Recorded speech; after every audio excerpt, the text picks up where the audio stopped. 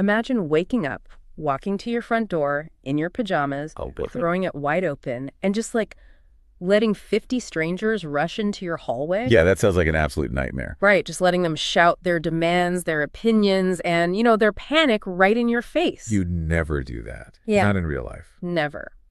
But the moment you grab your smartphone from the nightstand at, say, 6:00 a.m., that is exactly what you're doing to your brain. Yeah. You are literally inviting the entire world into your bedroom before you've even stretched. So welcome to this custom-tailored deep dive. Today, we're taking all those articles, the notes, and the specific excerpts I provided, particularly focusing on that piece, Morning Habits for a Better Life. Right. The one originally featured on the Easy English podcast. Exactly. And we're distilling all of that down to its most crucial insights because, look, we all want to have better days. More productive, less stressful days. Oh, totally. But in our rush to conquer the afternoon, we completely forget that a better day is entirely dependent on having a better morning. It's the foundation. It is. And our mission today is to figure out how these tiny intentional habits can fundamentally alter your energy and your mindset.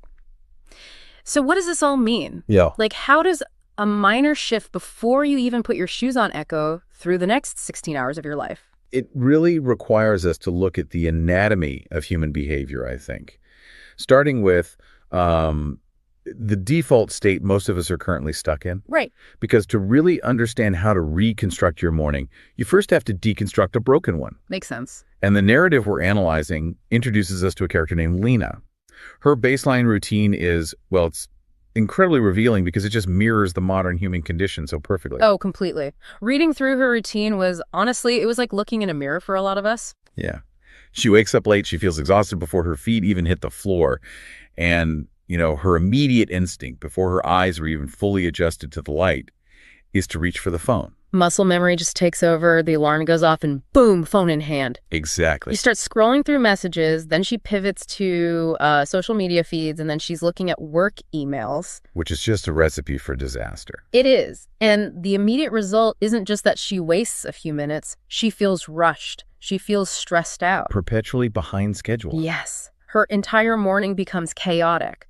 And because her morning starts in a state of chaos, that chaos just bleeds into every other hour of her day. What's fascinating here is the psychological toll of this reactive state. Okay, say more about that. Well, when Lena starts her day by responding to external stimuli, she is actively surrendering control of her mindset. By absorbing this barrage of information and demands and news before her brain is fully transitioned out of sleep, she triggers a sudden, unnatural spike in cortisol. The stress hormone. Right.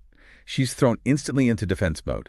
And once you start your day in defense mode, stress just becomes the operating system for everything that follows. Wow. You aren't acting upon the world anymore. You're merely reacting to it. So she hasn't even decided what kind of mood she wants to be in, and the notifications have already decided for her. Exactly. It's like setting this anchor of anxiety the moment you wake up, and for the rest of the day, you're just dragging that heavy weight behind you. And that dragging sensation is actually the compounding effect of cognitive fatigue. Oh, really? Yeah. Think back to your front door analogy. When you let 50 strangers into your hallway, your brain has to process all of their demands. Right. Reply to this email or look at this terrible news. Compare your life to this influencer's vacation. Ugh, the worst. Right. Your brain is expending an enormous amount of energy managing that threat level, which explains why Lena feels tired before she even leaves her house. Which brings her to a breaking point, naturally. I mean, she knows her chaotic mornings are ruining her days, and she is just desperate for a different approach. Yeah. So she looks around her office and notices her colleague, Emma. Now, Emma is that person we all secretly envy. Oh, we all know an Emma. Right. She always arrives at work calm. She's highly focused. She actually smiles in the morning, which is wild. Unheard of. So Lena finally asks Emma for her secret, probably expecting some intense, highly optimized productivity hack. A spreadsheet or something. Exactly. But Emma drops this incredibly paradigm-shifting piece of wisdom. She tells Lena, and I quote, "It's not about waking up early, it's about how you begin." That is such a crucial distinction. Emma is decoupling two concepts that we constantly conflate. How so? Well, we've been conditioned to believe that having a quote-unquote good morning requires being a morning person who jolts out of bed at 4 a.m. for some 3-hour marathon of productivity. Yeah, the whole hustle culture thing? Right. And that is an intimidating, often entirely unsustainable standard. But Emma reframes the entire concept. The time on the clock is completely irrelevant. The quality of those first few actions is what actually dictates the trajectory of the day. And the specific 5-step routine Emma shares is surprisingly brief. It's almost startling in its simplicity. Very simple. Like step 1, don't check your phone first. Step 2, drink water. Step 3, move your body. Step 4, take a few deep breaths. And step 5, start your mind with something positive. That's it. 5 foundational actions. They require absolutely no special equipment, no intense athletic ability, and really very little time. Okay, let's unpack this. Yep. Because I have to play devil's advocate here for you listening. Fair enough. When I read that list, a part of me immediately pushes back. I look at my own stressful, chaotic work days, and I think, is simply drinking a glass of room temperature water and taking a deep breath really going to rewrite an entire disaster of a Tuesday? It does sound a bit light, doesn't it? Yeah. It sounds almost too simplistic, like a motivational bumper sticker rather than a scientifically grounded life strategy. That skepticism is entirely warranted. I mean, if you look at those actions in isolation, just hydrogen, oxygen, and a bit of stretching, they do not seem powerful enough to combat modern burnout. Right. But the power isn't in the water itself. The power is in what those physical actions represent to your nervous system. Emma is utilizing the power of the buffer. The buffer. So is that basically like building a firewall between your waking brain and the rest of the world? That is a brilliant way to conceptualize it. Yes. Yeah. By actively choosing not to look at the phone, which is a huge psychological boundary, and instead focusing on basic physical grounding, Emma is intentionally creating a boundary of calm. Okay, I see. After 8 hours of sleep, your body is naturally dehydrated and your nervous system is in this very delicate transitional state. So hydrating, moving your limbs, and taking deep diaphragmatic breaths, it sends a massive physiological signal of safety to your brain. You're basically telling your autonomic nervous system, we are safe. We are in control of this environment. So you're choosing to attend to your own biological needs before you attend to the digital demands of others. Exactly. You're prioritizing the internal over the external. Which completely bypasses that morning cortisol spike we talked about earlier. Oh, right. When you take a deep breath, you stimulate the vagus nerve. That engages the parasympathetic nervous system, the rest and digest mode. So you're literally programming your body for calm rather than fight or flight. Yes. This buffer zone, this firewall, it protects your mindset. It gives you a chance to wake up on your own terms. Okay, understanding that mechanism makes the 5 steps feel much more substantial. But, I mean, understanding the buffer is one thing. Actually overriding the muscle memory to grab your phone at 6 a.m. is a completely different battle. It really is. Like, how do you rewrite a physical instinct that is that deeply ingrained? Well, the transition from theory to consistent action is where most behavioral changes fall apart. But the narrative provides a very realistic look at how Lena tackles this. Yeah, the very next morning, her alarm goes off. Instinctively, her hand shoots out to grab the phone. Of course. But she pauses. She remembers Emma's firewall concept. She forces herself to put the phone down. She drinks the water. She stretches. She takes the deep breaths. But, and I thought this was so interesting, the narrative makes a point to describe how she feels in that moment. It says it feels strange, quiet, and different. That sensory void is a major hurdle. When your brain is so accustomed to immediate digital stimulation, silence doesn't feel peaceful. No, it feels weird. It feels alarming. It feels like something is missing. Which brings us to the most crucial part of her implementation. She doesn't just sit there in the uncomfortable silence, like clenching her fists and trying her hardest not to look at her phone. That would never last. No. She utilizes Emma's 5th step, starting the mind with something positive. She fills that quiet void with active learning. In her case, she picks up a book, specifically a guide called Short Stories in English for Beginners, which is part of the Teach Yourself series. And she doesn't just read it silently. She reads one short story out loud, slowly.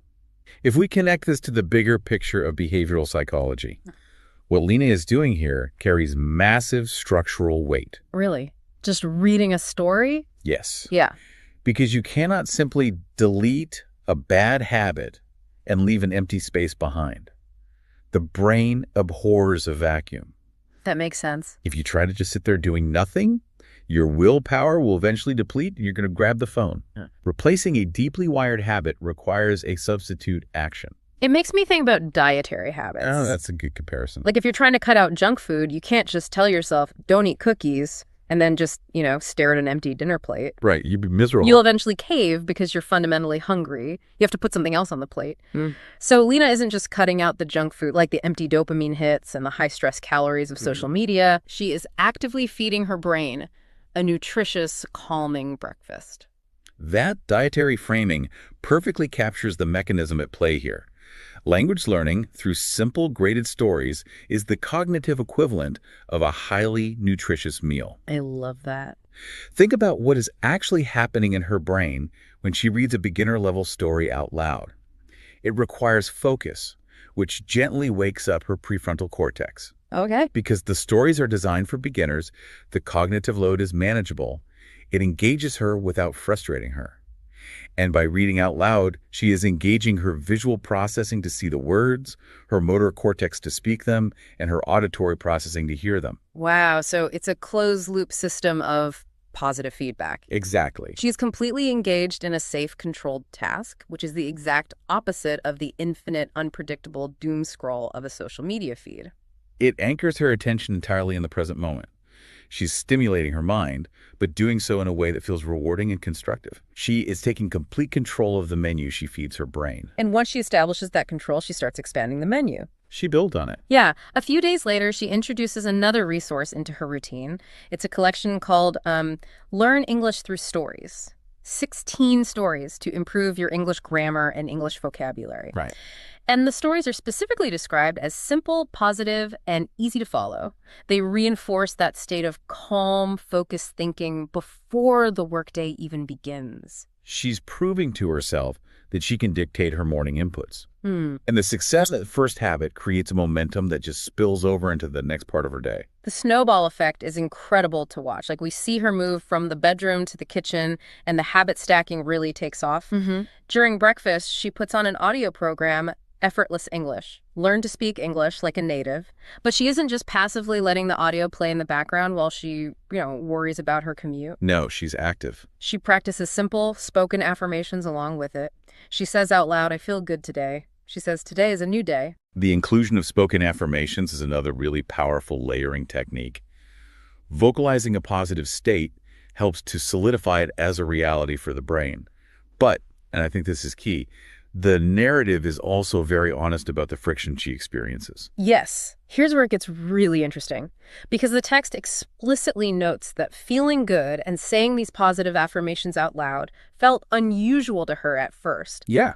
Why do we do that? Like, why do we as humans resist positive changes just because they feel unfamiliar? Why on earth does feeling calm feel strange to us? It all comes down to a biological imperative called homeostasis. Homeostasis. Right. Your brain is essentially a highly sophisticated prediction machine. Its primary evolutionary goal is to keep you alive. And it does that by keeping your internal environment and your external routines as predictable as possible. Okay, so it likes what it knows. Exactly. Yeah. It functions a lot like a thermostat in a house. Yeah. If your internal thermostat has been set to chaotic 7.00 a.m. cortisol spike for the last 5 years, your brain accepts that toxic state as its baseline. Oh. It genuinely believes that panic is the normal state of affairs. So when Lena suddenly introduces room temperature water, deep breathing, and, calm language learning, the brain just gets confused. It doesn't just get confused, it actively resists. The brain rings an alarm bell. It looks around and says, wait, where's our morning panic? Where's the rush of adrenaline we usually get from checking work emails in bed? This feels wrong. That is so wild. To a prediction machine, anything unfamiliar equals dangerous. Even if the unfamiliar thing is objectively healthier, the brain will try to pull you back to the toxic baseline simply because it's predictable. So that's why feeling calm felt unusual and almost uncomfortable to her. Precisely. Her brain was essentially craving the panic just because it was a familiar flavor. That is a wild concept to wrap your head around. It is. But the beauty of Lena's story is that she doesn't give in to that false alarm. She pushes through the initial discomfort. She keeps going day by day, overriding the old thermostat setting until this new peaceful routine becomes her default baseline. And because she fundamentally changes the start of the chain, the rest of the links in the day inevitably change as well. Right. The narrative highlights 3 very specific cascading results of her new buffer zone. As her mornings become peaceful, she finds she has significantly more energy, sharper mental clarity, and a really profound sense of control over her schedule. It culminates in this genuinely beautiful moment. She looks out her window, the sun is coming up, everything in her environment is quiet, and she just smiles. That's a great image. It really is. She finally grasps the underlying thesis of Emma's advice. You do not need a perfect morning. You don't need a perfectly optimized 3-hour routine modeled after some tech billionaire. No, not at all. You just need a better start. A small, intentional wedge placed right at the beginning of the day to stop the chaos from rolling downhill. Small strategic habits yield disproportionately huge results. Calm mornings breed calm days, just as surely as stressful mornings breed stressful days. Yeah. It is a completely unbroken chain of cause and effect. By protecting those first few minutes, you protect the entire day. It really forces you to evaluate what kind of chain reaction you are setting off when you open your eyes. So for you listening right now, taking in all these insights, this is the core takeaway we want to leave you with. Your morning shapes your day. Full stop. Absolutely. It isn't just some annoying waiting room you have to sit in before your real life begins. It is the absolute foundation of your mindset. It is the psychological lens through which you will experience every single conversation, every single email, and every single challenge that comes your way over the next 12 to 16 hours. Knowing that, here is the challenge based on the mechanics we've unpacked today. Tomorrow morning, try Emma's simple list. Just once. Right, you don't have to commit to it for the rest of your life. Just try it once. When you open your eyes, actively choose to build the firewall. Do not open your front door to the shouting crowd of strangers. It's the phone alone. Leave the phone completely alone. Drink a glass of water to signal safety to your body. Take a deep, intentional breath. Move your limbs a little bit. And then find a positive, constructive input to substitute the doom scroll. Read one page of a physical book, listen to a few minutes of an educational audio program, or simply look out the window and let your brain wake up on its own terms. Give yourself the gift of that buffer. And as you think about the logistics of making that small but vital shift tomorrow, I want to leave you with one final thought to ponder. Go for it. We've spent this time exploring how dramatically Lena's entire life trajectory shifted just by taking back the first 5 minutes of her morning from her devices. So ask yourself this. If reclaiming just the first 5 minutes of your day can give you clarity, energy, and control over the next 15 hours, what other default habits are secretly dictating the quality of your life without you even noticing? That is a phenomenal question to sit with as you go about your day. Thank you so much for joining us on this deep dive. We loved exploring the hidden architecture of these habits with you, and we sincerely hope tomorrow morning brings you a little more calm and a lot more control. Until next time. Usually, when we talk about putting in effort, there's this expectation of momentum. It's like, simple physics. Right, yeah. You push a heavy box, it moves forward. You study for a test, your grade goes up. It's supposed to be proportional. Effort in, results out. We are totally conditioned from a very young age to believe in that comforting equation. Oh, absolutely. We want progress to be this straight, predictable line, like you put the coin in the vending machine, you get the snack. But then you actually try to learn a complex new skill or, fundamentally change your life, and suddenly that physics equation is just completely broken. It doesn't apply at all. No, it doesn't. You are pushing with absolutely everything you have. Your muscles are burning, and the box isn't moving a single inch. It's the absolute definition of exhausting. It really is. And today we're doing a deep dive into an excerpt called Persistence and the Power of Small Steps to figure out exactly how to bypass that specific breaking point. Yeah, we have a really fascinating story here about a man named Amir who is trying to learn English. Right. And whether you, the listener, are trying to pick up a new language or learn to code or get comfortable with public speaking, this scenario is fundamentally a masterclass in the psychology of perseverance. We're looking at what to do when high effort yields zero visible results. What stands out immediately in Amir's situation isn't a lack of desire. I mean, he wants a better job, he wants more confidence, and he is doing literally everything the self-help industry tells you to do. He commits. Exactly. He puts in the daily work, he studies vocabulary, he watches videos. He is aggressively pushing that box. He is. And the reality he faces is just incredibly harsh because despite all this daily studying behind closed doors, he forgets words almost instantly. Which is so frustrating. It's awful. And worse, when he actually tries to speak out loud, his body physically reacts to the stress. Like he feels nervous, his mind goes completely blank, and his voice just shrinks. Yeah, it's this visceral, really painful disconnect between intense behind-the-scenes effort and real-world execution. Okay, let's unpack that because it's such an awful feeling to have the information in your head but be totally unable to access it. Well, let's look at the underlying mechanics of that disconnect, because it's rarely a matter of intelligence, you know? Yeah. Notice the sequence of his reaction. Right, the nerves, the blank mind. Right. He feels nervous, the mind blanks, the voice quiets. That is a textbook physiological response. Really? Just from trying to speak a new language? Well, yeah. When we are hyper-focused on a massive end result, like a mirror trying to achieve perfect fluency to secure this life-changing job, the pressure we put on ourselves actually creates a biological barrier. It feels like a computer crashing because you opened like way too many heavy programs at once. That computer analogy is incredibly accurate for how working memory operates. I mean, your brain has limited bandwidth. Makes sense. So when Amir steps up to speak, the stakes are so high in his own mind that his amygdala, the brain's threat detection center, just fires up. Wait, so his nervous system perceives the social situation not as a learning opportunity, but as like an actual threat. A severe threat to his future and his ego. Wow. So his brain literally goes into fight or flight mode over an English vocabulary word. Yes.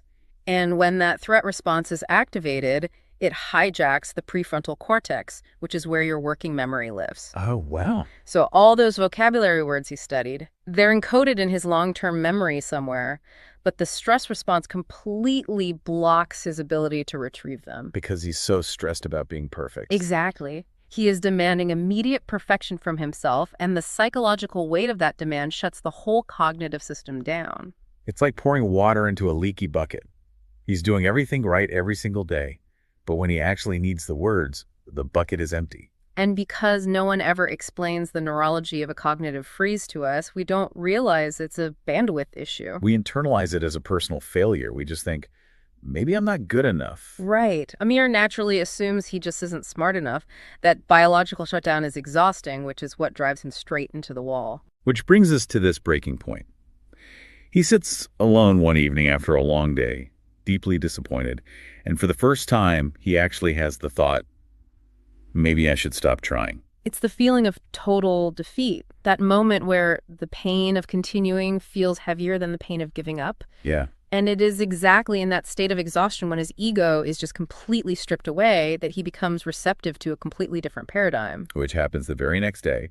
Amir is sitting quietly in a small cafe, looking at his phone, just utterly defeated. Yeah, he's at rock bottom. And a stranger nearby, this guy named Hassan, just looks at him and says, "You look tired." It's such a simple thing to say. But that simple, incredibly observant comment breaks the dam.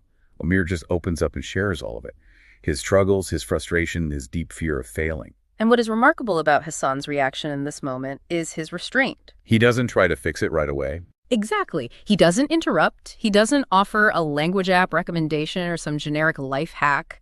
He provides a neutral, non-judgmental space for Amir to externalize the burden. He just listens. And then Hassan delivers this grounding piece of advice. He just says, progress is slow, but it's still progress. That phrase sounds so simple, but the context makes it revolutionary for Amir. Hassan is validating the friction. Right. He is essentially saying, when you learn something new, it feels terrible. But feeling terrible doesn't mean you are failing. It just means you are learning. Okay, I have to stop you there and push back on what happens next, because this is the part of Amir's story that honestly sounds a bit like toxic positivity. Oh, interesting. How so? Well, Hassan asks Amir if he practices every day. Amir says yes, and Hassan replies, then you are already winning. Right. Now, if I'm listening to this right now and I'm stuck in my own life, I'm thinking, wait a second. Amir's mind is blanking. He literally cannot speak the language. He is failing his own tests daily. How can anyone look at that and call it winning? I completely understand that skepticism. It does feel contradictory. But the answer lies in Hassan's brilliant follow-up. What does he say? Well, when Amir questions him, basically asking exactly what you just asked, Hassan smiles and says, because most people stop. Yeah, this is the core insight of the entire situation. If we connect this to the bigger picture, Hassan is telling Amir, and really telling you, the listener, that the simple, unglamorous act of continuing is the victory. So winning isn't crossing the finish line. Winning is just staying on the track. Precisely. Hassan is reframing the very definition of success. Amir was measuring success by how flawlessly he could speak. Right, the perfection metric. But Hassan shifts the metric entirely to persistence. By simply waking up and trying again, Amir is already outlasting the majority of people who let the cognitive freeze defeat them. He normalizes the struggle. Yes. He makes Amir realize that difficulty isn't a sign that he's broken. Difficulty is just the toll you pay on the road to mastery. That reframing lifts such a heavy burden because Amir sees the fundamental flaw in his previous approach. He was focusing solely on the end results, completely ignoring the value of his own effort. He wasn't giving himself any credit for taking the punches. No, and realizing that forces a complete tactical shift the next day. He figures out that judging himself solely by the outcome is what was causing the paralysis. So to fix the paralysis, he has to change the rules of the game he's playing with himself. Exactly. Armed with Hassan's advice, Amir decides to try again, but with a radically different mindset. Here's where it gets really interesting. He doesn't change his ultimate goal, but his method completely flips. He stops rushing. Yes. He practices speaking, even knowing his sentences are going to be broken. He actively allows himself to make mistakes. Day by day, he builds a new habit. Not a habit of speaking perfect English. But a habit of taking small, messy steps. It's like shifting the goalposts. Instead of trying to score a touchdown every time he speaks, he's now just trying to move the ball 1 single inch. What we are looking at here is the biological incompatibility of perfectionism and learning. To learn a new skill, your brain requires neuroplasticity, the forming of new neural pathways. Okay. And that requires repetition. But you can't get repetition if you are paralyzed by the fear of looking foolish. By removing the relentless demand for perfection, Amir stopped fighting his own nervous system. He turned off the threat detection system we talked about earlier. Yes.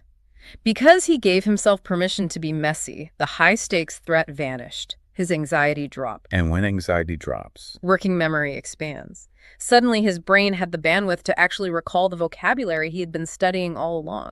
By trying less hard to be perfect, he became more capable. it makes me think of trying to pave a road. It's like Amir was trying to pave a new road while simultaneously driving a car 100 miles an hour over the wet asphalt. You can't do it. You can't. You have to slow down. You have to let the asphalt dry. You have to allow the process to be slow and under construction. That is a phenomenal way to look at it. You have to let the asphalt dry. When Amir lowered his psychological resistance, he allowed his brain the time and space to actually encode the information. He stopped grading himself on his speed. Right, and started grading himself on his willingness to just show up and pour the asphalt. And pouring that asphalt, inch by inch, eventually compounds, which leads to the real-world test Amir had been dreading and preparing for all along. The ultimate test. Weeks pass, and one day, Amir finally speaks in English with someone at work. But the way it happens is so important. Yeah, it wasn't a grand cinematic speech. It wasn't him leading a massive corporate meeting in flawless English. The text notes, it was just a short conversation using simple sentences. But for Amir, it is a massive moment. Huge. He smiles because he realizes he didn't give up. He proved Hassan's words true. Progress is slow, but it's still progress. We constantly invalidate our own growth because it doesn't match the idealized cinematic finish line we built in our heads.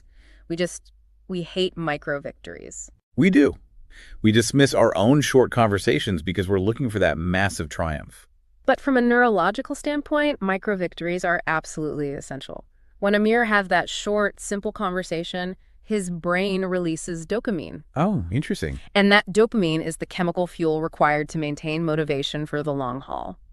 If we refuse to celebrate the small steps because they aren't massive triumphs, we actually starve our brain of the neurochemical fuel needed to keep going. So what does this all mean? We refuse to celebrate the inch because it isn't a mile. But Amir's smile in that moment isn't just about the English language. It's the realization of his own resilience. Exactly. He survived the cognitive freeze. This does raise a very practical question, though. How do we actually sustain ourselves when the ultimate goal is still, years away? Because Amir is still not perfectly fluent. The journey is far from over. Right. There is a vital caveat in the text to this entire philosophy of persistence. Growth takes patience, and you don't need to be perfect, but you also cannot run at a dead sprint forever. The text says, rest if you need to, but don't stop. Yes. Rest if you need to. That feels incredibly important because it gives you an out that isn't quitting. It's not a failure to rest. No, I would take that a step further and argue that resting is actually a biological requirement of the small steps process. Burnout happens when we convince ourselves we only have two gears, full speed or full stop. Oh, that's so true. We forget there is a third gear, which is pausing. When you sleep or when you take a step back from a problem, your brain is actively consolidating information. So resting isn't avoiding the work. Resting is not a failure of the strategy. Resting is a core component of the strategy. You can put the heavy box down for a minute, catch your breath, and then pick it back up. That is still persistence. That completely changes the paradigm. Every small step matters, and sometimes the most important step you can take is to step back to catch your breath. It strips away the toxic myth of overnight success and replaces it with the quiet, sustainable dignity of just showing up day after day, allowing yourself to be a work in progress. Allowing yourself to be a work in progress. Amir's journey really is a blueprint for anyone feeling stuck.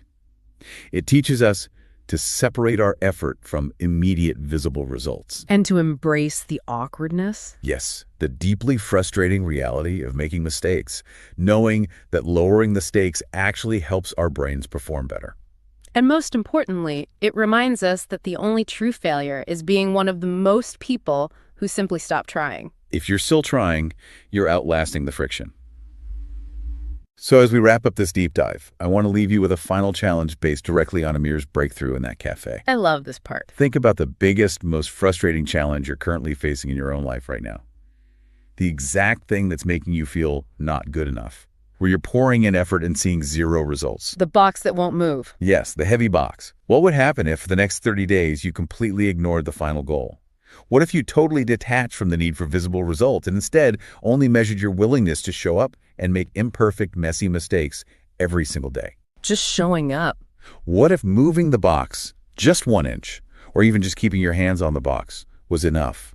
Because remember, progress is slow, but it's still progress. And as long as you haven't stopped, you are already winning. Thank you so much for joining us for this deep dive. Keep going, one small, imperfect step at a time. You know that feeling when you plug a destination into your GPS and you just blindly trust the route? Oh yeah, like you don't even question it. Right. You drive for hours, you navigate all that heavy traffic, you ignore all the interesting side roads because you are just so intensely focused on the ETA. You're just glued to the screen. Exactly. And then you finally hear that little automated voice say, "You have arrived." Yeah. And you look around and you are parked in a completely empty dirt lot. Yeah, the map was just wrong. The destination wasn't what you were promised at all. It's the worst feeling. It really is. It's an incredibly disorienting experience, especially when you consider the massive amount of time and energy and, stress you invested into that journey. And you're just sitting there, engine idling, staring out the windshield, wondering where on earth you took a wrong turn. Well, welcome to today's deep dive. We are so glad you're here with us. Today, we are examining a roadmap that, a lot of us follow without a second thought. Our mission today is to explore an excerpt from The Currency of Contentment, Finding Balance Beyond Wealth. Such a good piece. It really is. And we're specifically focusing on a narrative that was originally shared on the Easy English podcast. It's called The Truth About Money and Happiness. Right. And on the surface, this is a fairly straightforward narrative about ambition and contentment. But what's fascinating here is how it forces us to examine our own default settings about success. Yeah, it really holds a mirror up to us. It does. It acts as a mirror for anyone who feels overwhelmed by that constant hustle, It asks us to look at the math we use to calculate our life choices and really question if the underlying formula is just fundamentally broken. Because we all know the trope, right? Like the rich guy who is totally miserable. Right. It's a cliche for a reason. Exactly. The golden rule of the hustle, this unquestioned belief that if I have more money, I will be happy. It's an equation we are taught to solve from a very young age. Yeah. Oh, everywhere. Movies, TV, family. Yeah, advice from well-meaning relatives, all of it. But what this source material does differently is it actually maps the exact emotional mechanics of why hitting a financial milestone often leaves you feeling, completely empty. And that is the critical distinction we need to make today. I mean, we are moving way beyond that moralistic, overly simplistic, money is bad fable. Right. We've all heard that one before. Yeah, and it's not helpful. We're getting into the actual psychology of ambition. We're dissecting why the formula we've been handed is flawed in its execution, and more importantly, how our brains actually process that failure. So to test that theory, we look at the main character in this narrative, this guy named Omar. And Omar has 100% committed to the equation. Fully bought in. Totally. He wakes up early, works incredibly long hours, and he just narrows his entire existence down to a single laser-focused goal, which is making more money. Right. He operates under this strict internal dialogue. He's literally telling himself that earning more will magically fix his life and grant him happiness. Yeah, and he is engaging in what organizational psychologists might call single metric optimization. Single metric optimization. Yeah. Okay, what does that mean in practice? Well, when you look at human behavior, having a singular focus provides a massive amount of initial energy. I mean, it simplifies your decision-making completely. Hey, there's only one goal. Exactly. You don't have to weigh competing priorities because Yeah. there is literally only one priority. But the problem is the psychological blind spot it creates. Right. Because he believes so strongly in this future payoff, he leaves himself no time for rest, no time for friends, and, absolutely no time for family. It's like Omar is treating his life like a smartphone with a broken battery indicator. Oh, that's a great way to put it. Right. He's constantly plugged into work to stay charged, but his actual life battery is draining fast. And the narrative shows us the physical and mental toll this takes on him. He's tired, he's stressed, and profoundly disconnected. Yeah, and notice that specific state of disconnection. He isn't just physically exhausted, he is mentally severed from the present moment. Like he's not even there. Exactly. Even when he's off the clock, his cognitive bandwidth is entirely consumed by work. He has lost the ability to simply exist. Wow. Just being present is impossible for him. Right, which is a classic symptom of over-optimizing for a future state. The present just becomes nothing more than an obstacle to get through on the way to the goal. Just a waiting room. Basically. So then we hit the supposed finish line. After months of this grueling grind, Omar actually pulls it off. He hits his goal. He gets to the destination on the GPS. He gets there. He buys the better phone, the better clothes. He upgrades to a much more comfortable lifestyle. And for a brief window, the equation actually appears to work. But that window closes very rapidly. The initial excitement vanishes, and it's replaced by a very specific, unexpected emptiness. He sits alone one evening and just asks himself, why don't I feel happy? I mean, he has the money. The equation is complete. But the emotional payoff has completely evaporated. So what's happening in his brain there? Because I want to ask you, the listener, directly, have you ever pushed incredibly hard for a milestone? A lot of us have. Yeah, like a promotion at work, a specific savings goal, maybe buying your first house. Yeah. You sacrifice, you grind, you finally turn the key in the door, and then you look around and feel this bizarre sense of letdown. It's such a weird feeling. It is a jarring, confusing experience. Why does that happen? Well, what you and Omar are experiencing is a well-documented psychological phenomenon. It's known as the hedonic treadmill. The hedonic treadmill. Yeah. Human beings have this incredible evolutionary capacity to adapt to new circumstances. Yeah. When you buy the new car or get the massive raise, your baseline of happiness spikes temporarily, and that's due to a rush of dopamine. Right. Feels amazing for a minute. Exactly. But very quickly, your brain normalizes that stimulus. That new reality just becomes your normal. You adapt. See, the thrill just wears off. Yep. Your expectations rise to meet your new environment, and suddenly you are right back to your original baseline of happiness, just with nicer stuff and higher bills. Oh, wow. So if you've tied your entire identity and your entire capacity for joy to the acquisition of the next thing, you are essentially dooming yourself to an endless sprint. An endless sprint you can never win. Because the goalpost doesn't just move. It ceases to exist the second you touch it. Precisely. And when that realization hits, when the thing you sacrificed your relationships and health for doesn't deliver a permanent emotional reward, it forces a massive crisis of meaning. Yeah, you realize the map you were following was drawn by someone who had absolutely no idea where the treasure actually was. That's exactly it. And that crisis of meaning, that's what drives Omar to seek out a totally different paradigm. His material success left him completely empty, so he decides to spend a weekend visiting an old friend named Yusuf. Yes, Yusuf is so important here. He really is. He's essentially the control group in this behavioral experiment. He lives a very simple life. He doesn't earn a lot of money. But when Omar sees him, the contrast is stark. It's night and day. Yusuf is calm, he's relaxed, and he's genuinely happy just sitting around laughing and drinking tea. He has this profound sense of peace. And it's a massive environmental and psychological shift for Omar. He steps out of an arena where value is strictly measured by accumulation and into a space where value is measured by presence. Right. Yusuf isn't distracted by the next milestone. He is fully engaged in the current moment. Okay, let's unpack this, Yeah, because I feel like I need to stop here and push back a bit. go for it. I think a lot of people listening might be rolling their eyes right now, and frankly, I don't blame them at all. It sounds a bit like a fairy tale, right? Exactly. It is incredibly easy to romanticize a simple life when we're just analyzing a story. But in the real world, Yusuf's philosophy sounds a bit naive. I mean, where is the line between facilitating life and just barely surviving it? That's a very fair point.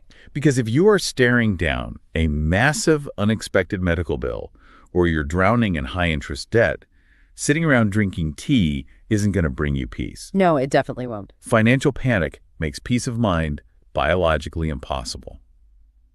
So is this narrative just trying to feed us the cliché that ambition is inherently bad and we should all just give up? That is a crucial challenge to make, and it's exactly where a lot of these philosophical fables fall apart in the real world. But this source material actually holds up under that exact scrutiny. Really? How so? Well, if we connect this to the bigger picture and look at this through the lens of Maslow's hierarchy of needs, you are absolutely right. Okay. If your foundational needs for safety, shelter, and security aren't met, higher-level concepts like self-actualization and peace are completely out of reach, your nervous system literally won't allow it. You're just in survival mode. Exactly. But Yusuf does not dismiss that reality.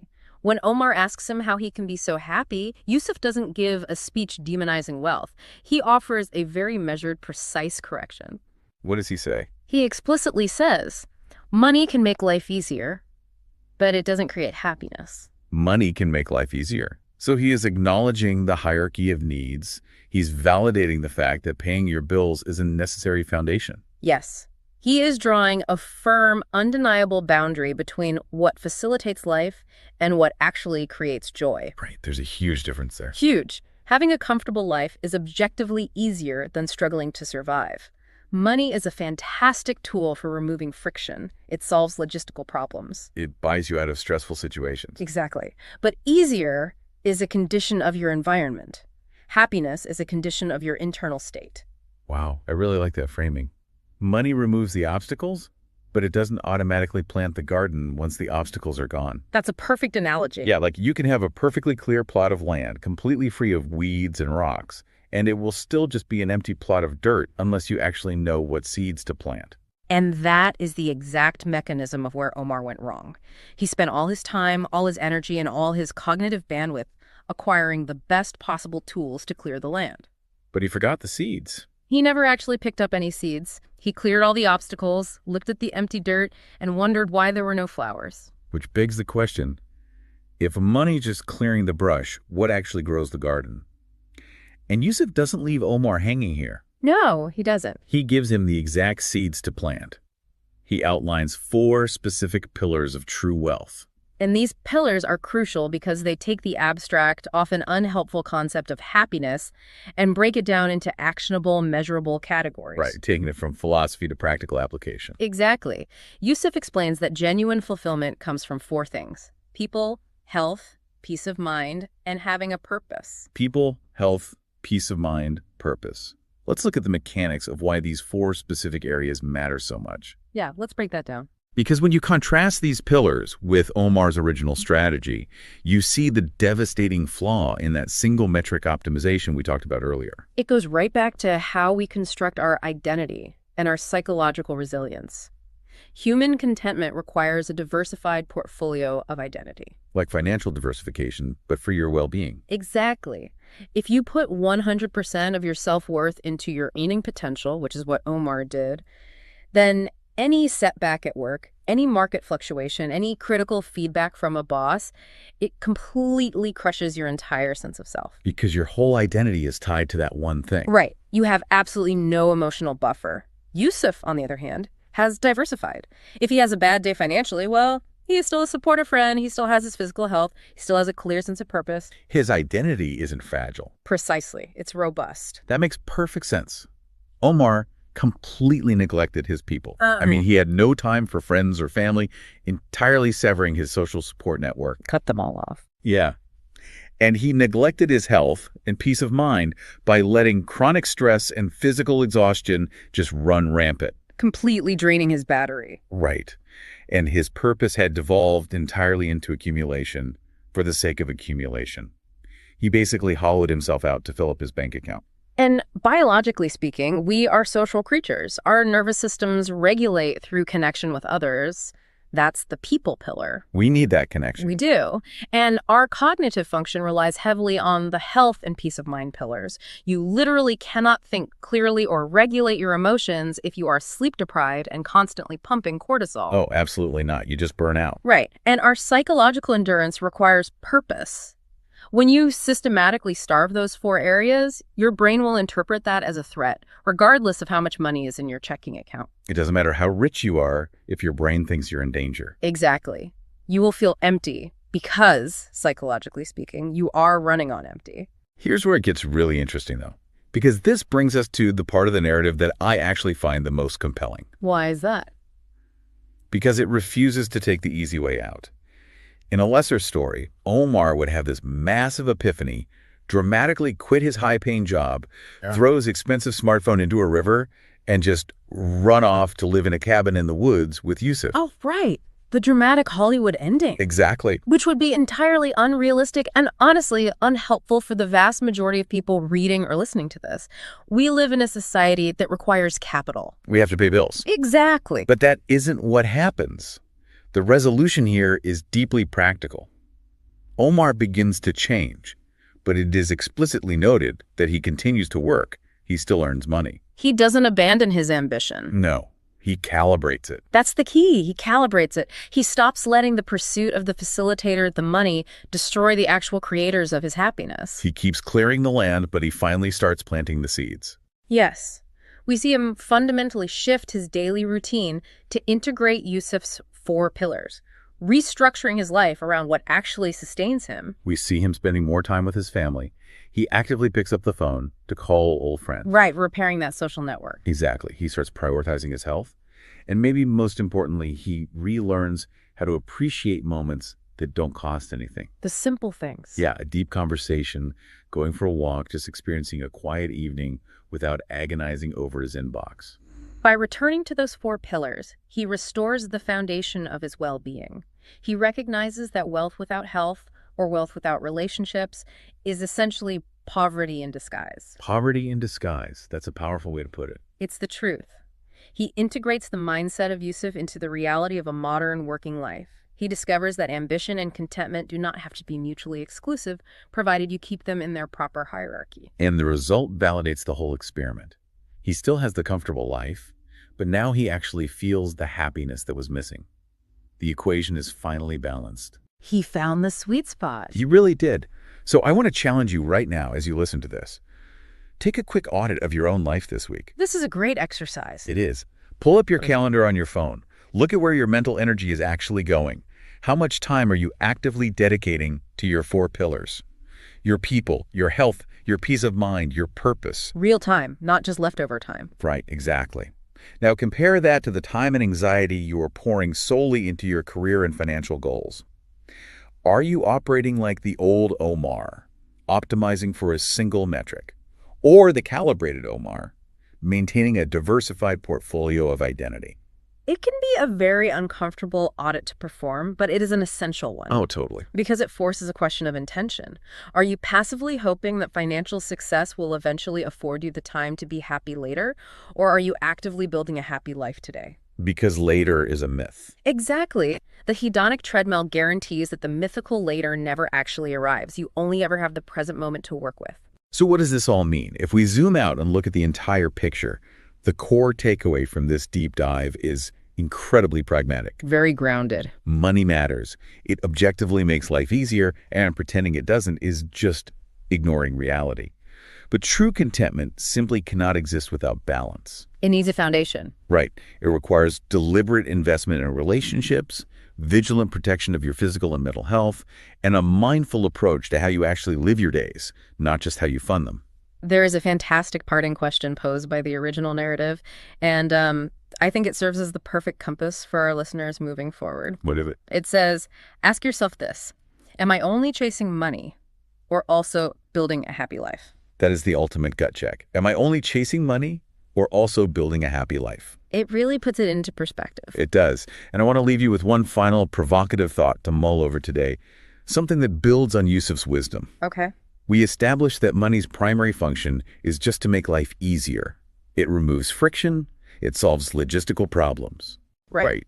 But what if the actual friction of life, the difficult, messy effort required to maintain deep relationships, the struggle to discover your true purpose, the daily discipline of protecting your peace of mind, what if those things, which are rarely easy, are the exact ingredients required to feel truly fulfilled? Oh, wow. That's a great point. What if the destination you actually want isn't the empty lot at the end of the easy road, but the connections and resilience you forge while navigating the difficult terrain? The journey is the point. Exactly. Think about that next time you check your GPS. Thank you so much for joining us on this deep dive. We will catch you on the next one. You know that feeling when you're standing on the edge of a high dive for the very first time? Oh, yeah. It's absolutely terrifying. Right. You're looking down at the water and your toes are sort of, curled over the rough edge of the board. And you tell yourself something like, I'm just observing the wind currents. Or I'm waiting for the water to settle. Exactly. I'm just calculating the optimal trajectory of my jump based on the surface tension of the pool or whatever. You spin this incredibly logical narrative in your head. Yeah, you really do. But let's be honest, you are just stalling. I mean, the idea of actually jumping is so terrifying that you disguise your paralysis as preparation. And that preparation, it becomes a very comfortable place to hide, doesn't it? It really does. Because it feels highly productive to stand there analyzing the water, even though you aren't actually moving an inch toward your goal. So true. Well, welcome to today's deep dive. We are looking at the psychology of acquiring new skills, and we're targeting that specific, incredibly universal trap, the trap of waiting to be ready. Which we all do, in almost everything. We all do it. And our source material today is an excerpt from an Easy English podcast story. It's titled, The Genesis of Fluency, Beyond the Wait. It's a great piece. It really is. It follows a language learner, but honestly, looking closely at the mechanics here, it's basically a masterclass in breaking out of our own heads. Yeah, absolutely. I mean, it tackles how we block our progress in literally anything, like learning to code or launching a business or, trying to write a novel. Because we often assume that if we just consume enough information, if we read enough books, the ability to act will just naturally manifest. Like it'll magically appear. Exactly. But this story forces us to look at the vast difference between the passive absorption of data and the active functional application of that knowledge. So let's meet the protagonist of the source text. Her name's Nadia. And Nadia is, she's the ultimate passive learner. She really is the poster child for it. Right. The text lays out her routine. She studies grammar rules diligently. She watches educational videos. She listens to language podcasts. All good things on paper. On paper, yeah. And she actually understands a massive amount of the English she consumes. But when it is actually time to speak, she just stays silent. She freezes up. Completely. Yeah. Her mind goes blank, she gets nervous, and she tells herself, I need more vocabulary, or I will speak later, when I'm ready. And days turn into months, and nothing changes. Okay, let's unpack this, because we see this play out neurologically in almost any learning environment. Oh, really? How so? Well, when Nadia listens to podcasts or reads grammar books, she is heavily engaging Wernicke's area. Wait, Wernicke's area? Yeah, Wernicke's area. It's the region of the brain that's primarily responsible for language comprehension. Okay, got it. So it's passive decoding, you're just taking information in. But the actual act of speaking requires entirely different neural machinery. It's a different part of the brain entirely. Completely different. It requires Broca's area, which coordinates all the complex cognitive and physical motor skills needed to actually formulate a thought. Yeah, you have to select the vocabulary under pressure and then physically produce the sounds using your vocal cords, your breath, your tongue. So she is essentially doing bicep curls at the gym and wondering why her legs aren't getting stronger. That is a perfect way to put it. Yeah. She is building neural pathways for recognition, not generation. It's like, okay, this is like reading 100 books on the exact physics of riding a bicycle. Oh, I love this analogy. Right. You can sit on your couch and study the gyroscopic forces of the wheels. You can learn the mechanics of the pedals, the balance required to stay upright. You can become a theoretical bicycle expert. Exactly. But then you refuse to actually sit on the physical bike because you are terrified of wobbling. And wobbling is the only way you learn to ride. Exactly. I've done this exact same thing. I mean, I once spent, and this is embarrassing, I spent 3 weeks researching and selecting the perfect font for a new blog. Oh, no. 3 weeks. 3 weeks. I was trying to get the aesthetic completely ready, but I didn't write a single actual article. Well, what's fascinating here is the danger of that font selection phase, or in Nadia's case, the grammar books. That's the danger, just wasting time. Worse, it's the dopamine hit it provides. Oh, because it feels like you're working. Exactly. It tricks your brain into feeling a deep sense of accomplishment without any of the actual vulnerability of doing the real work. That is so true. It feels so productive. But Nadia isn't lacking baseline knowledge. She's trapped in this deeply ingrained illusion that confidence is a prerequisite for action. She thinks she has to feel brave before she can open her mouth. Right. She is confusing the absence of anxiety with the presence of readiness. That's a huge point. To anyone listening to us right now, I want you to do a quick audit of your own life. Think about your own Nadia moments. We all have them. We really do. What is that skill or that creative project or maybe even that difficult conversation you're putting off under the guise of getting ready? Where are you hiding behind the excuse of gathering just a little more information? Yeah. And that self-sustaining internal narrative, it's incredibly difficult to break out of alone. Because the logic feels so sound to the person inside it, you tell yourself, I'm being responsible. Right. It usually requires an outside perspective to shatter that illusion. Which brings us to the catalyst of our story, a friend named Chris. Yes. Chris is the turning point here. Chris enters the picture, and he notices something that Nadia has completely normalized. He sees that she's following all these complex conversations around her, but she never actually speaks. She's just nodding along. Yeah. So he asks her very simply, why don't you speak? And she admits she's waiting until her English is perfect. And Chris just laughs softly, right? He does. He laughs softly and drops the core philosophy of this entire text. He tells her, and this is a quote, if you wait for perfect, you will never speak. Speaking is how you learn, not the result of learning. That phrase completely dismantles her entire operational framework. Wait, so we've had the equation backward this whole time. In many ways, yes. I mean, we constantly tell ourselves we learn a skill so we can do it, but Chris is arguing we have to do it so we can learn it. That's exactly what he's saying. He attacks the sequence she has been relying on. Let me play devil's advocate here, though, just for a second. Okay, go for it. Let's really look at Chris's claim that speaking is how you learn. Because if I want to learn, say, quantum physics, I can't just walk up to a chalkboard and start doing quantum physics without reading a textbook first. Fair point. Right. Or if I try to speak a language with literally zero vocabulary, I'm just making random noises. There has to be some baseline of preparation. So where is the line between actual necessary preparation and just stalling? Well, the line is drawn the moment you have the capacity to execute a basic function, however poorly. However poorly, okay. Right. Baseline preparation is learning the alphabet. It is learning, 10 basic verbs and a few nouns. You definitely need that initial scaffolding. You can't build a house without bricks. Exactly. But the source text makes it very clear that Nadia has been studying for a long time.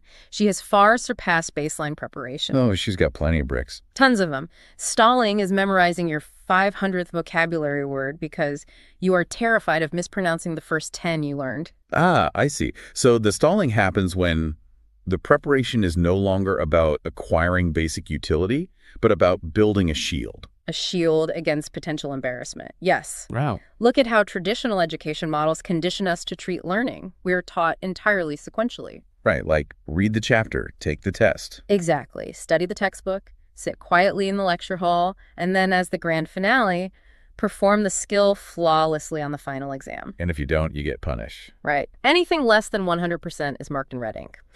We internalize this idea that an imperfect attempt is a total failure. We become absolutely terrified of the red ink. And as long as her focus is fixed on that monumental, flawless outcome, Any sentence she speaks that falls short of perfect feels inherently dangerous. So Chris is shifting Nadia from an outcome-focused framework to a process-focused framework. He tells her explicitly, you don't need perfect English, you need practice. He gives her a totally new set of instructions. He says, make mistakes, speak simply, start small. He is actively commanding her to be imperfect. And by making the mistake the actual goal of the exercise, he removes the crushing pressure of the outcome. He neutralizes the threat of the red ink. Exactly. The goal isn't to be flawless anymore. The goal is to be a little bit messy. Think about that to our listener. How would your physical tension change if you challenged yourself right now to change your goal for that project you're putting off? It changes everything. What if your goal for today wasn't doing it perfectly, but rather making at least one mistake today? Imagine how instantly that could lower the barrier to entry. It lowers it significantly. But, establishing the theory is really only half the battle. Right, for sure. Knowing it and doing it are two different things. Right. The philosophy sounds liberating on paper, but the actual transition from passive waiting to active doing is usually where people freeze up all over again. So how does Chris handle that? Well, the source material details how Chris applies this in reality without completely overwhelming Nadia's nervous system. Okay. He gives her a highly specific challenge. He says, speak every day, even just one sentence. One sentence, that is the assignment, just one. Just one. And the text details what Nadia does the very next day. She walks up to a colleague and she delivers exactly one sentence, 5 words. Her voice is quiet, but she says, today is a busy day. Here's where it gets really interesting if we look at the psychology of it. Yeah, I want to dig into the mundanity of this, because Nadia has all these complex grammar rules stored in her head. She could theoretically say so much more. Right, but when it's time to act, she doesn't try to offer a witty, multi-layered joke. She doesn't spark a philosophical debate. She states the most obvious, boring fact possible. And that is actually her brilliance in this moment. What she is executing is a cognitive sneak attack. A cognitive sneak attack. I love that. It really is. It is a brilliant bypass of the brain's threat detection system. If we connect this to the bigger picture and look at the evolutionary psychology behind performance anxiety. Okay, let's go there. The brain's amygdala perceives social humiliation as a literal threat to survival. Like, sounding foolish in a foreign language in front of your peers triggers a survival instinct. Exactly, because in our evolutionary past, tribal rejection meant isolation, and isolation meant death. So the brain literally treats mispronouncing a word in the break room the same way it treats a saber-toothed tiger jumping out of the bushes. Physiologically, the response is incredibly similar. Your adrenaline spikes, your heart rate increases, and your higher order thinking just shuts down. Which is why her mind always goes blank. Exactly. The brain is trying to redirect resources to muscle groups for a fight or flight response. You cannot logic your way out of that biochemical reaction by simply telling yourself to be brave. Wow. Which is why the 5-word sentence is the secret weapon here. It is. It is so small, so completely unthreatening, that it slips right under the amygdala's radar. The ego doesn't bother to mount a defense mechanism against stating today is a busy day. Exactly. It's essentially a form of clinical exposure therapy. Exposure therapy. Yeah. Like for phobias. Yes. You introduce the phobic stimulus, which in this case is speaking English out loud, at a dosage so microscopic that it fails to trigger the panic response. The brain looks at those 5 words and says, well, I guess we can survive that. And she does, and her colleague just smiles and agrees with her. It is such a tiny interaction, but the text notes that for Nadia, something felt really different. She actually felt proud. Because she survived the interaction. That positive reinforcement from the colleague creates an immediate, empowering feedback loop. Which passive studying could never do. Never. Passive studying can never provide that visceral emotional reward. She proved to her nervous system that she could speak, be understood, and not be rejected by the tribe. That is amazing. That establishes a brand new neural pathway based on active engagement rather than passive avoidance. So, to our listener, what is your version of today is a busy day? That's the real question. Right. If you are trying to write a novel, your micro-commitment isn't writing a whole chapter. It might not even be writing a paragraph. It's way smaller than that. Maybe it's opening the document and typing one single sentence describing the weather outside your window. Or if you're trying to start running, it's not committing to a 5K, it's putting your running shoes on and just standing on your front porch for 60 seconds. What is the absolute smallest, most mundane 5-word micro step you could take today in whatever you are trying to master? Because identifying that micro step initiates the momentum. Yes, it gets the ball rolling. But we also have to address what happens the day after. Oh, right. Because it doesn't just suddenly become perfectly easy forever. No, not at all. We have to transition from that initial exciting breakthrough to the reality of sustained progress. Taking one brave step does not instantly rewire a lifetime of habits. And the story is incredibly realistic about this. It doesn't pretend that this one break room interaction was a magic wand. Thankfully, no. The text details her day-by-day progression. So the next day, she speaks 2 sentences. The day after that, 3. But crucially, the source explicitly notes that she still makes mistakes. Yes, that is a huge point. She still forgets words. She still feels shy. The friction is very much still there. Because exposure therapy doesn't erase fear overnight. It expands your window of tolerance for that fear. Oh, that's a great distinction. The discomfort didn't evaporate, but her capacity to operate while uncomfortable grew. Exactly. Before, the mere feeling of shyness would have sent her running back to the safety of her grammar books. But now she experiences the shyness. She forgets the word halfway through the sentence, but she pushes through to the end anyway. She learns to embrace the messy middle. And that brings us to a vital lesson outlined in the text that says, mistakes are not failures. They are part of progress. They're simply data points. Data points, yes. The text emphasizes that as days go by, her sentences become easier, her voice becomes stronger, and eventually she starts to actually enjoy speaking. And then comes the real payoff. Yes. One day, Nadia finds herself in a real sustained conversation. And the text makes sure to point out that her English in this conversation is not perfect. It's not perfect at all. But it is natural. She laughs, she responds, she understands. Which is everything. What Nadia ultimately achieves here redefines the entire purpose of her journey. Because her ultimate reward was never the flawless linguistic perfection she originally sought. What was it? Her ultimate reward was connection. It was the functional ability to naturally engage and share a moment with another human being. Which is the whole point of language to begin with. Exactly. It's a great reminder for all of us. The ultimate goal of learning, whether it's a language or a physical skill or a new software program, it isn't to become some flawless, error-free machine. No, it's not. The goal is to functionally engage with the world. It's to participate. And we really have to ask ourselves, are we delaying our participation in life because we are obsessed with an imaginary standard of perfection? That's a heavy question, but so necessary. If we synthesize the overarching takeaways from the source material, they form a clear, really powerful mandate. You do not learn by waiting. You learn by doing. You don't learn by waiting, you learn by doing. Furthermore, confidence does not come before action. It is entirely generated by action. It's the byproduct of surviving the attempt. Exactly. Nadia realized she didn't need perfect English. She just needed to start. The preparation phase has an expiration date, and past a certain point, it is just procrastination in a very nice suit. Procrastination in a very nice suit. I love that. So what does this all mean for us? Well, the final thoughts of this Easy English podcast episode drop a direct plea to the listener. Yes, the text says, if you are waiting, stop. Start today. Start small. Yeah. 1 sentence is enough, because every time you speak or try or act, you get better. It really is a call to completely abandon the illusion of readiness. I want to leave you with a lingering thought to chew on today, long after this deep dive ends. Think back to that high dive board we talked about at the very beginning. Standing up there in the cold. Right. You are standing on the edge, looking down at the water, terrified, waiting to feel brave enough to jump. Waiting for a feeling that will never arrive while you are standing still.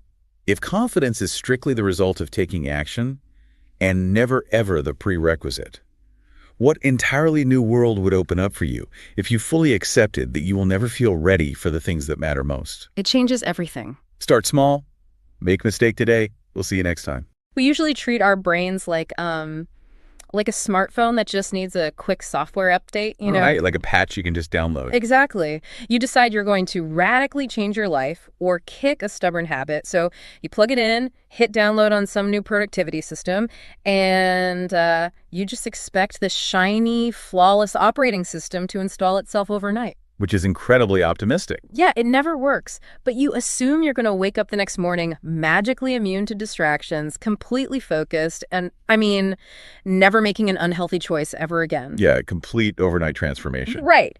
But that massive gap between the instant software update we want and the messy, slow reality of how human behavior actually changes, that is exactly what we are unpacking in today's deep dive.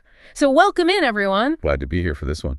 I am thrilled you are joining us because we are looking at a piece of source material today that completely flips the script on how we understand discipline. On the surface, the story is titled How to Talk About Self-Control in English, which it comes from a broader piece called The Architecture of Discipline, Small Habits for English Mastery. And, looking at that title, it reads like a standard practical language learning tool. Yeah, like a textbook. Exactly, a way to memorize vocabulary. But peeling back the layers reveals something much more profound. It is secretly a masterclass in behavioral design and cognitive psychology. Oh, absolutely. It uses the framework of learning English to bypass our usual resistance to habit change. And it grounds these complex behavioral mechanisms in a highly relatable narrative. Which brings us to the protagonist of our source material. His name is Ryan, and Ryan's situation is going to feel incredibly familiar to you listening. I think we've all been Ryan at some point. Oh, 100%. He wants to improve his life, but he is plagued by the ultimate modern condition. He gets distracted constantly, spends hours doom scrolling on his phone, delays important work, and just, falls into poor daily routines. Right, the classic modern trap. Yeah, and the source text gives us a window into what happens immediately after Ryan engages in these behaviors. He doesn't just feel mild regret. He has this intense, frustrating internal monologue. He really beats himself up. He does. He asks himself, why can't I control myself, and why do I always lose focus? Those two questions are the perfect entry point into the psychology of discipline. How so? Because they highlight a fundamental error in how most of us view self-control. Ryan is looking at his lack of focus as a deep-seated character flaw. Right, like there's something wrong with him. Exactly. When he asks, why can't I control myself, he is operating under the assumption that discipline is a genetic trait. Like it's something you are either born with or you aren't. The mythical discipline gene. Yes. He views himself as fundamentally broken because he doesn't possess this gene that, successful people just seem to have by default. And we see that contrast sharply when Ryan goes to visit his older cousin Michael. The text describes Michael with traits that seem almost alien to Ryan. He's calm, focused, highly disciplined, managing his time beautifully. Completely devoid of stress or distraction. Right. And I have to say, looking at Michael's perfect calmness here, honestly, it feels a bit alienating. Intimidating, really. Very intimidating. When we encounter someone in our own lives who seems perfectly disciplined, who never procrastinates or loses hours to their phone, it usually makes us feel significantly worse about our own habits. It's a comparison trap. Exactly. We put them on a pedestal, which just reinforces the idea that they are a different species entirely. So how do we bridge that gap without just feeling paralyzed by how far behind we are? Well, that feeling of alienation is incredibly common, and the source text tackles it head on. Ryan actually asks Michael the million-dollar question, how do you stay so disciplined? And what does Michael say? Michael's response immediately dismantles the pedestal. He tells Ryan, self-control is not about being perfect. It's about making better choices little by little. Wow. Yeah. By stating this plainly, Michael shatters the illusion of flawless willpower. He takes discipline out of the realm of identity and places it firmly in the realm of practice. So it's not who you are, it's what you do. Precisely. It's not something you are, it is something you do in tiny increments. Think about how you approach your own goals, as a listener. So often we demand absolute, uncompromising perfection on day one. Like flipping a switch. Right. You decide you are never eating sugar again, or you're going to wake up at 4:30 a.m. every single day to meditate and run. And the bar is set so impossibly high that the moment you inevitably slip up, the entire project collapses. You abandon the goal because you failed the perfection test. Exactly. Michael is telling Ryan that the entire premise of perfect discipline is a mirage that guarantees failure. And since perfection isn't the goal, the text outlines 4 specific actionable pillars Michael shares for creating structural change. Let's hear them. First, avoid unnecessary distractions. Second, pause before reacting. Third, focus on your long-term goals. And fourth, be patient with yourself. Okay, as abstract concepts, those are solid. They are, but the brilliance of this source material lies in how it operationalizes them. Right, so let's dig deeply into that second pillar, pause before reacting. Because honestly, telling someone who is addicted to their phone to just pause when a notification goes off, it's like telling someone in a free fall to just pause gravity. It feels impossible in the moment. It does. The brain's default habit loop, that trigger behavior reward cycle, it's a 10-lane, freshly paved superhighway. When you feel stressed, the urge to grab the phone and numb out travels down that highway at 100 miles an hour. It's entirely automatic. Yeah, you don't just gently tap the brakes. So how does the text suggest someone actually manufacture a pause in the heat of that moment? This is where the intersection of language learning and behavioral psychology in our source material becomes truly fascinating. I love this part. Michael doesn't just offer abstract advice. He pairs the concept of pausing with literal, actionable linguistics. Right. He teaches Ryan specific English phrases to vocalize his intentions. Phrases like, I'm trying to improve my self-control, and I need to stay focused, and I'm avoiding distractions today. So he actually has to say them out loud.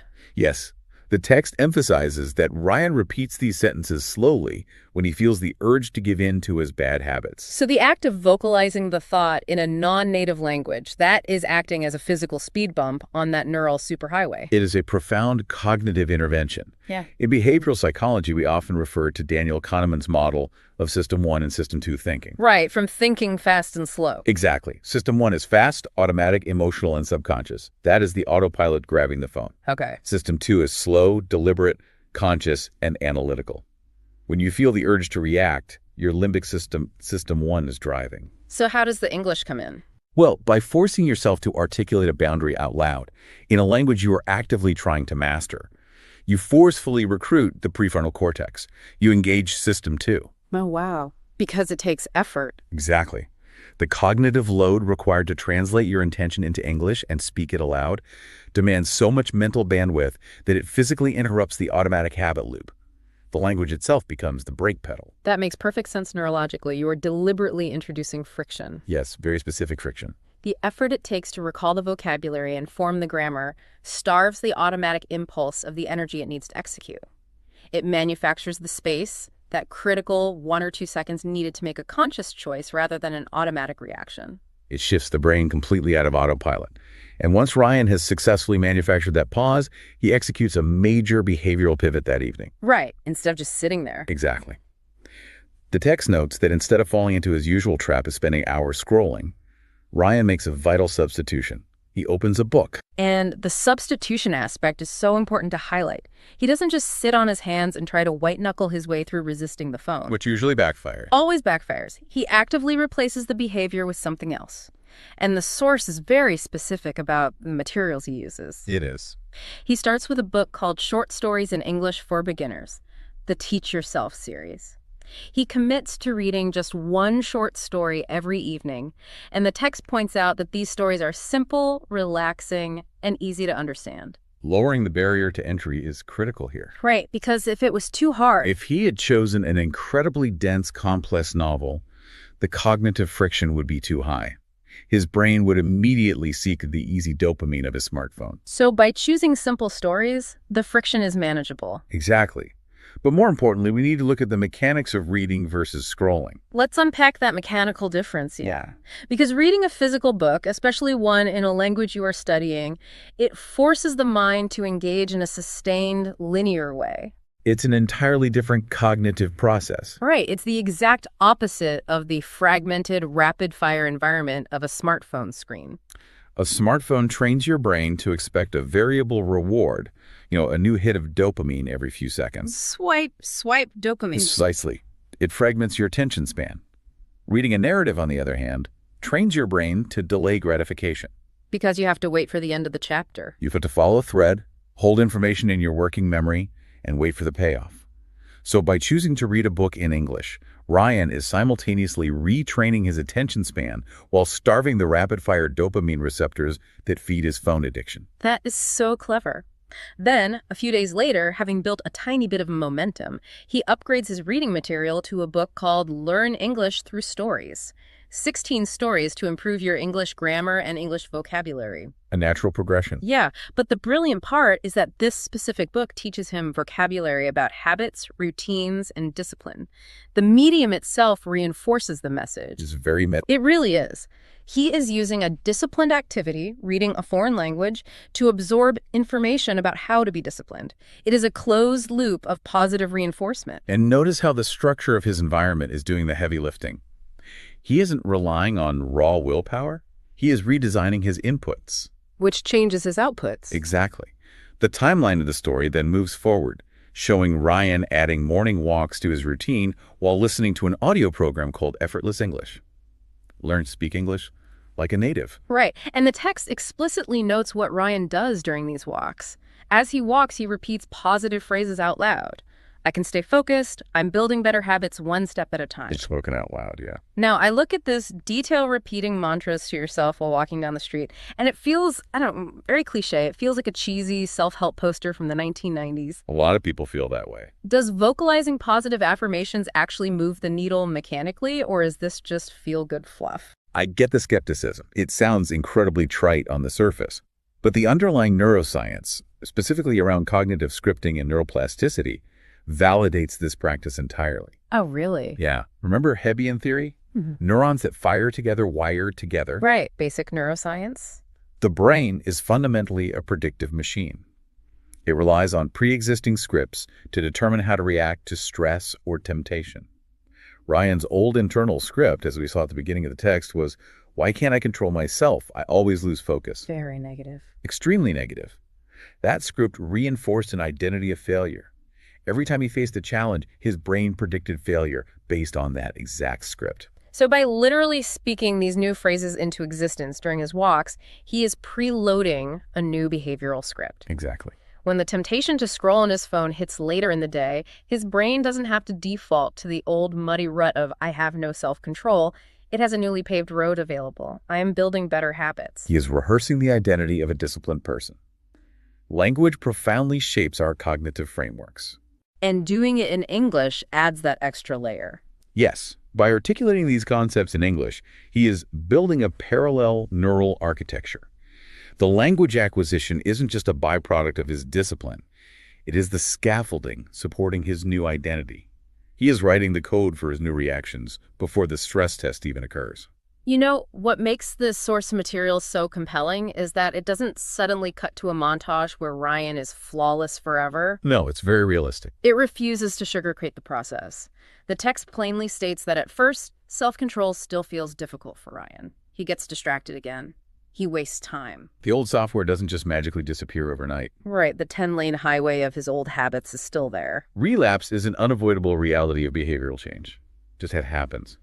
The defining factor isn't whether you relapse, but how you respond to the relapse. And that is the absolute turning point in the text. It explicitly notes, but this time he doesn't give up. He doesn't let a moment of distraction convince him that he is fundamentally broken or that he lacks the discipline gene. He applies the fourth pillar. Be patient with yourself. Exactly. He keeps practicing the small changes, utilizing the pauses, and speaking his new scripts every single day. The math of behavioral change is cumulative, isn't it? It is entirely cumulative. The text outlines this beautifully as weeks pass. The microscopic daily choices begin to compound. And we start to see real results. The results manifest naturally. Ryan spends less time on his phone, finishes tasks faster, and genuinely feels calmer, more focused, and more disciplined. He becomes the person he observed in his cousin Michael. Not through a massive heroic effort, but through relentless, tiny substitutions. Tiny, deliberate choices. This brings us to the core epiphany of the entire piece. One day, Ryan realizes something fundamentally life-changing. I want to quote directly from the text here. Self-control is not one big decision. It is many small decisions made every day. Such a powerful line. It really is. It completely shifts the paradigm of how we view success. It redefines the architecture of discipline. It's built brick by tiny brick, choice by tiny choice. For you listening to this right now, look at the goals you've been struggling with. Think about the changes you want to make. Are you waiting for a single moment of massive inspiration to strike? Like a lightning bolt. Yeah. Are you hoping for a lightning bolt of perfect motivation so you can make one big, heroic decision that fixes everything? Or are you willing to make the tiny, microscopic, totally unglamorous good decisions today? Those are the ones that count. Choosing to read a book for 10 minutes instead of scrolling. Taking a literal out-loud pause before reacting to stress. Repeating a structural phrase when you feel overwhelmed. The key takeaways extracted from this source material provide a highly practical roadmap. Strong self-control creates a strong life, but good habits take time, and progress requires profound patience. It's all about that slow burn. Most importantly, it is the friction you introduce into your bad habits, like the cognitive load of a second language, and the momentum you build through small daily choices that completely change your future. To wrap up, we want to leave you with the exact call to action posed at the very end of our source material. Ask yourself today, right now, what small habit can I improve? Just pick one. Start incredibly simple. Stay consistent. And remember that every single microscopic choice matters in the broader architecture of your life. To build on that, consider this final lingering thought. What's that? If this story demonstrates that self-control is built entirely through small, manageable daily substitutions, like introducing linguistic speed bumps and rewriting our cognitive scripts, then is the mainstream concept of willpower actually a complete myth? That is a fascinating question. Instead of constantly punishing ourselves for a perceived lack of inherent willpower, perhaps willpower isn't a battery that we drain at all. Perhaps it is simply a technique we apply. We just need better scripts, more deliberate friction, and much, much smaller steps. Stop waiting for a magical software update to fix your brain and just start writing one better line of code today. Thank you so much for joining us on this deep dive. Stay focused, keep exploring, and keep improving. We will catch you on the next one.